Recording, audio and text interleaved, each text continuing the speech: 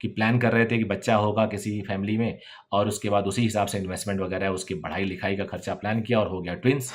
किसी किसी के लिए ट्रिपलेट्स भी हो जाते हैं, भाई साहब खर्चा 2 गुना और 3 गुना बढ़ गया। तो अब क्या करोगे? तो दोस्तों इस वीडियो में हम लोग बात करने वाले हैं 5 नंबर्स का। ये जो 5 नंबर्स होंगे वो आपके इन्वेस्टमेंट को ग्रेट इन्वेस्टमेंट बनाएंगे और फ्यूचर आपका बहुत ही ब्राइट हो सकता है, टेंशन फ्री हो सकता है और आप एक फाइनेंशियल फ्रीडम को एंजॉय कर सकते हैं। 5 नंबर्स क्या क्या है इनको मैं डिटेल में आपको समझाता हूं। पहला नंबर है इन्फ्लेशन, इसको आपको ध्यान देना होगा। सेकंड नंबर है रेट ऑफ रिटर्न आपका, कि आप उससे अपने इन्वेस्टमेंट से कितना रेट ऑफ रिटर्न जनरेट कर सकते हैं। थर्ड नंबर है आपका लाइफ एक्सपेक्टेशंस, आप कितने साल अपने आप को एज्यूम करें, कितने साल आप मान के चलें अपनी प्लानिंग में कि आप जिंदा रहेंगे। उसके बाद फोर्थ नंबर है ग्रोथ इन इनकम, आपके इनकम में कितना परसेंट ग्रोथ आपको एज्यूम करना चाहिए और उसके हिसाब से प्लानिंग करना चाहिए। फिफ्थ नंबर है थोड़ा डेंजरस एंड इनफैक्ट ये सबकी लाइफ में हो सकता है, क्योंकि कई बार आपकी लाइफ में कुछ अनएक्सपेक्टेड सिनेरियो हो जाती हैं जिसका मैं एग्जांपल अभी देने वाला हूं। तो ये पांचों नंबर अगर आप प्लान में इंक्लूड करेंगे, इनफैक्ट इसके बिना तो रियल प्लान बन ही नहीं सकता। सो मेरा नाम धनंजय है, मैं इस वीडियो में आपको बताने वाला हूं कंप्लीट फाइनेंशियल प्लानिंग। मेरे बारे में डिस्क्रिप्शन नीचे आपको मिल जाएगा कि मैं क्या हूं और किस पे वीडियो बनाता हूं, ये भी आप डिटेल देख सकते हैं। फाइनेंस ज्यादातर corporate strategy and normal general thing जो हैपनिंग्स हो रही हैं उस पर वीडियो बनाता हूं। सो अगर पसंद आए तो सब्सक्राइब कर लीजिएगा इस चैनल को और वीडियो को भी लाइक करिएगा। चलिए आगे बढ़ते हैं और एक एग्जांपल से स्टार्ट करता हूं। मान लीजिए आपने या आपके किसी दोस्त ने या जानने वाले ने एक प्लानिंग की और वो प्लानिंग बिल्कुल इन्वेस्टमेंट रखा कि उनकी वाइफ प्रेग्नेंट है या खुद लेडी प्रेग्नेंट है, उन्होंने प्लानिंग की अपने बच्चे की, उसके एजुकेशन की, उसके आगे की जो अपब्रिंगिंग की और अपनी इंश्योरेंस उसी तरह से लिया, अपनी इन्वेस्टमेंट उसी तरह से लिया बिकॉज बच्चे को स्कूल भेजना है, आगे चल के कॉलेज जाना है। आपको पता है आजकल बच्चे को पालना कितना मुश्किल है। बड़े शहरों में मेट्रोज में तो एक average fees 10 to 25,000 per month है एक नॉर्मल स्कूल में। तो उस हिसाब से प्लानिंग किया गया। अब मान लीजिए उस बच्चे के को डॉक्टर ने, उस पेरेंट को डॉक्टर ने एक ग्रेट न्यूज दे दी कि आपको ट्विंस होने वाला है। पूरी की पूरी प्लानिंग उनकी धरी रह गई, अब उनको डबल प्लानिंग करनी है। तो डबल प्लानिंग इन्वेस्टमेंट का करने के लिए एकाएक तो कुछ नहीं होता। अब आपकी जितनी भी प्लानिंग है वो बिगड़ गई और आपको अब नए सिरे से प्लान करना है, मे बी कंप्रोमाइज करें।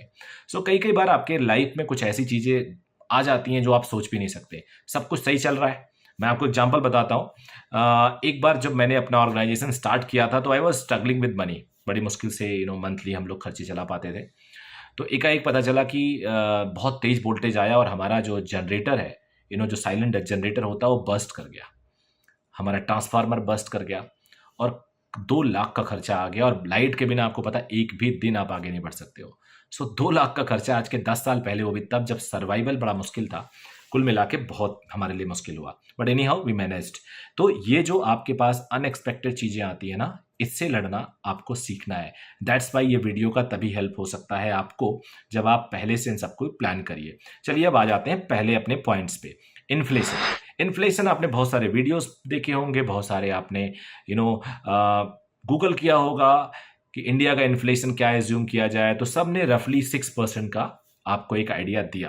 बट आपको जान के बड़ी हैरानी होगी, सरप्राइज होगा कि मोस्ट ऑफ द प्लेसेस जहां मैं रह रहा हूं वहां प्रदेश में स्कूल्स को 10% फीस बढ़ाने की इजाजत होती है। 10% से ज्यादा वो फीस अपनी नहीं बढ़ा सकते।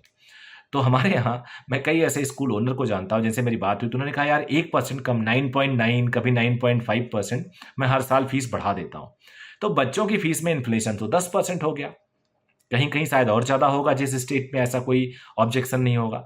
तो बच्चों की फीस में 10% का इन्फ्लेशन तो यही दिख गया। अब आप जरा इमेजिन करिए उनके बॉटल पे, उनके जो टिफिन पे, उस पे कितना परसेंट इन्फ्लेशन है।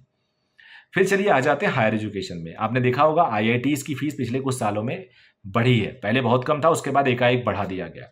आईएम्स की फीस 2023-25 में 31.550 लाख रुपीस के आसपास है। 31.5 लाख। 15 साल पहले ये करीब करीब 5 लाख या उससे भी कम होता था। तो यहां पे इन्फ्लेशन 12 से 13% पहुंच गया। तो आप जब 6% प्लान करते हैं तो नॉर्मल रूटीन में अपनी जो कंज्यूमर प्राइस इंडेक्स को देखें तो वहां पे आप 6% मान सकते हो, 6% का एजम्पशन कर सकते हो, but overall you have to deal with the true inflation जो डिफरेंट सेक्टर में डिफरेंट होता है। मेडिसिन में इस टाइम आपको ना जो जरूरी जांच कराने चाहिए वहां पे इन्फ्लेशन आपको दिखेगा कुछ ज़्यादा ही। टेस्टिंग में इन्फ्लेशन आपको ज़्यादा दिखेगा, कोई भी टेस्ट हो रहा है आपकी बॉडी का तो बॉडी चेकअप में वहाँ पे इन्फ्लेशन आपको दिखेगा। सो कुछ चीज़ों में इन्फ्लेशन आपको आप नेशनल इन्फ्लेशन के नॉर्मल इन्फ्लेशन से आप रिलेट नहीं कर सकते। तो आपको इन्फ्लेशन प्लान करके अपनी सारी जो ग्रोथ है उसको देखना होगा। एक एग्जांपल ले लेता हूँ, आपकी अभी लाइफ स्टाइल 50,000 रुपये में चल रही है। सपोज करिए आपकी एज 40 है और आप 50,000 में आपके खर्चे निकल जाते हैं पूरे दिन के। आपको पता है 6% इन्फ्लेशन रेट अगर आप प्लान करके अपनी सेविंग को, अपने इन्वेस्टमेंट को प्लान करें कि रिटायरमेंट के बाद आपको क्या मिलना चाहिए per month so that you can be comfortable, तो आपको जान के हैरानी होगी 6% इन्फ्लेशन को एज्यूम करें तो उस टाइम आपका जो अर्निंग होना चाहिए या आपको जो आपके पास पैसे होने चाहिए सेम लाइफ स्टाइल जीने के लिए 1.6 लाख पर मंथ होना चाहिए। यानी आज का 50,000 रुपया 20 साल के बाद 1.6 लाख के बराबर होगा। तो ये होता है इन्फ्लेशन। सिंपली जो लोग नए पहली बार देख रहे हो इस टाइप की वीडियो उनके लिए बता दूं, 100 रुपये की चीज़ जो आज मिल रही है आपको अगले साल 100 रुपये में नहीं मिलेगी, अगले साल वो 105 या 110 रुपये में मिलेगी। तो वो जो जितना एक्स्ट्रा है ना, दैट इज कॉल्ड इन्फ्लेशन। तो आपका अभी 50,000 6% इन्फ्लेशन के 6% इन्फ्लेशन के रेट से 1.6 लाख के बराबर होगा 20 साल बाद। अगर आप इन्फ्लेशन को 2% कम कर लो, 4%, तो 1.10 लाख माने 1.1 लाख होगा। यानी 2% से डिफरेंस कितना आ गया आप देख सकते हो। तो राइट इन्फ्लेशन प्लान करना भी आपके लिए, इमेजिन करना या कैलकुलेशन करना उसके बेसिस पे आपके लिए बहुत इंपॉर्टेंट होता है। सो पहला पॉइंट जो इन्फ्लेशन था इसको आप कैलकुलेट करिए, रफली ओवरऑल 6 to 7% आप मान के चलिए तो बढ़िया होगा, बेटर होगा। ज़्यादा मान के चलो, ज़्यादा पैसा आ जाएगा तो बुराई तो है नहीं। तो 8% मान लो, बहुत ज़्यादा सुखी रहोगे आप। उसके बाद अगले पॉइंट पे आ जाते हैं, रेट ऑफ रिटर्न। अब यार रेट ऑफ रिटर्न क्या होना चाहिए? मैं जानता हूं कई लोग पूरी लाइफ बैंक में पैसा जमा करते हैं, एफडी में जमा करते हैं। कुछ लोग पोस्ट ऑफिस में जाते हैं कि यार वहाँ 1% ज़्यादा मिलता है। 6%, 7%, 6 to 7% के आसपास बैंकों में इंटरेस्ट मिलता है। आजकल थोड़ा इंटरेस्ट बढ़ा हुआ है, फिर डाउन हो जाएगा। सो ये साइकिल चलता रहता है। सो रफली फ्रॉम 4% to 8% के बीच में कहीं ना कहीं आप बैंक में इंटरेस्ट लेते हो। बट उस पर 30% आपका टैक्स भी जाता है अगर आप टैक्स स्लैब में आ रहे हो। तो 30% तो मान लो, अगर आप 7% इंटरेस्ट ले रहे हो तो उसका 30% यानी 2.1% तो माइनस कर दो, यू विल बी गेटिंग 4.9%। तो 4.9% आपका इंटरेस्ट मिल रहा है और 6% से ज़्यादा का इन्फ्लेशन है। सो बेसिकली आपका पैसा या तो वहीं है या थोड़ा सा उसमें किल कम हो गया, उसने अपनी वैल्यू लूज कर दी। तो आपको रेट ऑफ इंटरेस्ट अपने इन्वेस्टमेंट पे कैलकुलेट करना, प्लान करना is really very very important. So what I believe that you must park your money in different asset class. उसमें कुछ गोल्ड भी हो, और याद रखना गोल्ड ज्वेलरी के शॉप से लेके आओगे गहने तो उसमें मेकिंग चार्जेस लगने हैं। मेकिंग चार्जेस आजकल 20-30% लग रहे हैं। सो वो आप डिजिटल गोल्ड लो, ज़्यादा सही है। बट ध्यान दो कहीं कहीं जीएसटी वगैरह का चक्कर हो जाता है, तो सब कैलकुलेशन करो। जो आजकल सोवरियन बॉन्ड आ रहा है उस बॉन्ड को ले लो आप। तो ये आपकी चॉइस है। बट हाँ, गोल्ड एक एसेट क्लास अच्छा है जो आपको रफली ऊपर ही होगा, बढ़ता ही रहेगा, 6 to 8% का रिटर्न दे सकता है, आराम से देता आ रहा है।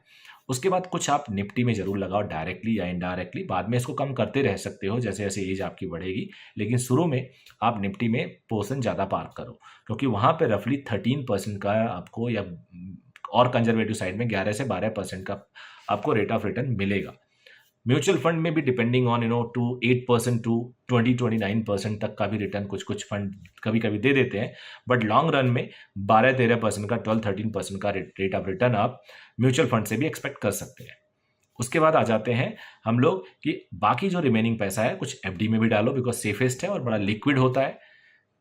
कुछ चीज़ें जो लिक्विड नहीं होती यार, मैं पर्सनली बड़ा भुक्तभोगी हूँ, क्योंकि कई बार आप बहुत सारा पैसा अपना रियल एस्टेट में डाल देते हो और वो कतई लिक्विड नहीं है, कोई कितना भी बोल दे।